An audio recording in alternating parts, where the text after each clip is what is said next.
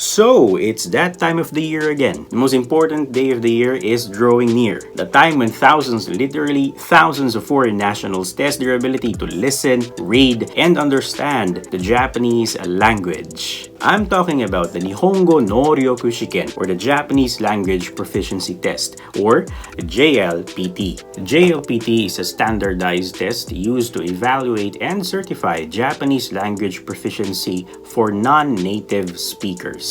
Although JLPT doesn't test your ability to speak Japanese, it places importance on knowledge of Japanese grammar and vocabulary and your ability to use that knowledge in reading and listening. In this video, allow me to share with you 5 tips which I believe can be of help to you when you take the exam. Also, I will introduce a new segment that will be a staple for all my videos moving forward. In each of my videos from here on out, I will be highlighting the comment of the day. So, without further ado, these are the 5 tips in taking the Japanese language proficiency test. Welcome back to NikkoVenture. Do not take your time. We may have been taught all our lives to not rush on things, especially when making important decisions. They might say, "Take it slow, no pressure.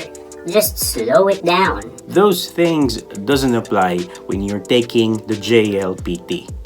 No, that's because JLPT is a timed exam. That means you only have limited time to answer all the questions. And needless to say, you don't have all the time in the world to answer those questions in the exam. The exam itself is divided into several sections, and you are only given a limited time to answer each section. The worst part is the proctor, the person overseeing the exam, will not give you warning of how much time you have left. They will just immediately say, "Time's up," or "Put your pencils down." To learn how to properly manage your time before taking the exam, practice a timed exam. What I mean is that if you're going to answer previous or old Japanese language proficiency test questions as a way for you to prepare for the real exam, do it with a timer.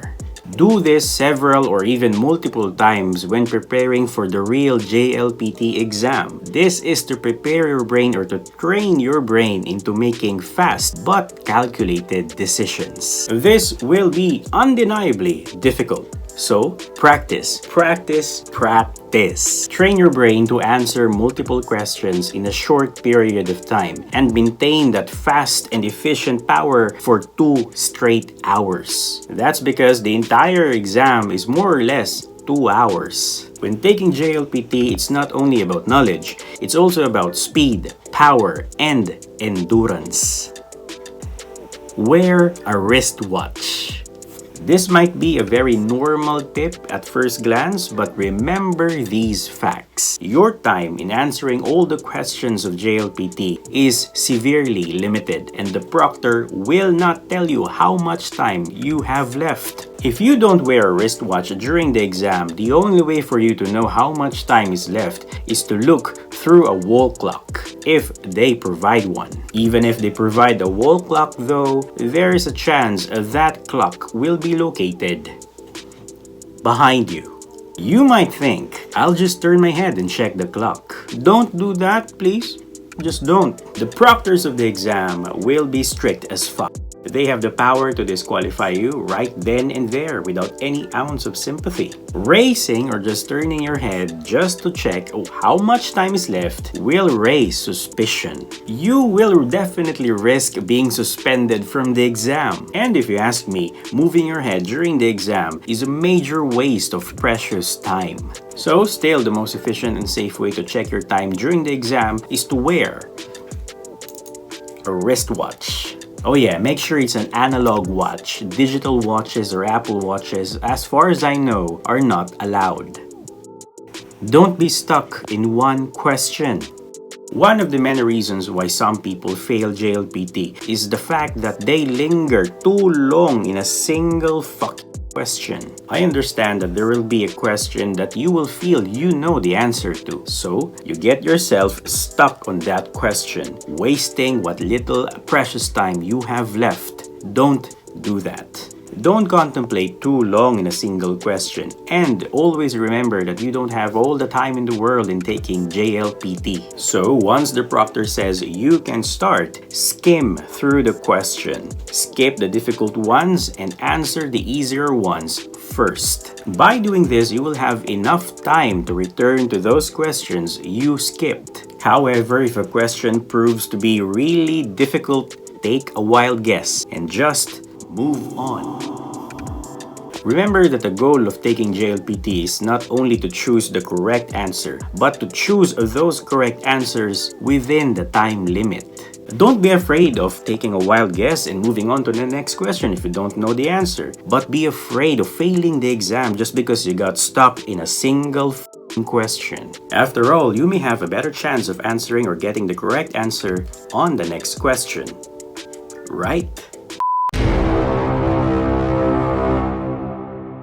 Dirty finger. Your English accent that sounds so weird. Dirty finger. I'm so sorry if my accent doesn't suit your liking. Just so you know, this accent, my accent, is my normal accent. Every time I speak in front of the camera, I'm not forcing myself to speak in this accent. It just comes off naturally. Partially got this accent from watching movies, of course movies and television shows, and of course reading books, because I love reading books out loud. But I digress. I do apologize if you don't like the way I speak, but honestly, I can't really do anything about it. So,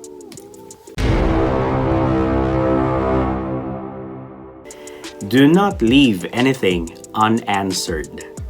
If for some reason you only have 1 minute and still you have a bunch of questions left unanswered, do what a desperate person would do. Take a wild guess and randomly, and I mean randomly, answer those questions. Common sense might tell you that what I just said was wrong, perhaps, but remember that guessing is always better than not answering at all. If you still have 5 questions left with only 1 minute, you can answer those 5 questions randomly within that 1 minute and may still have 2 or 3 correct answers. But if you only use that 1 minute in focusing in a single question, you will only have 1 correct answer. If you do get the correct answer, that is. If not, know that you just wasted your 1 minute on a single question. A 1 minute that you could have used to answer more questions. This is a technique I often do when I'm taking any exam, although this technique is not really recommended. So learning how to properly manage your time is still the best way in taking any exam. This tip comes hand in hand with a don't be stuck in one question tip.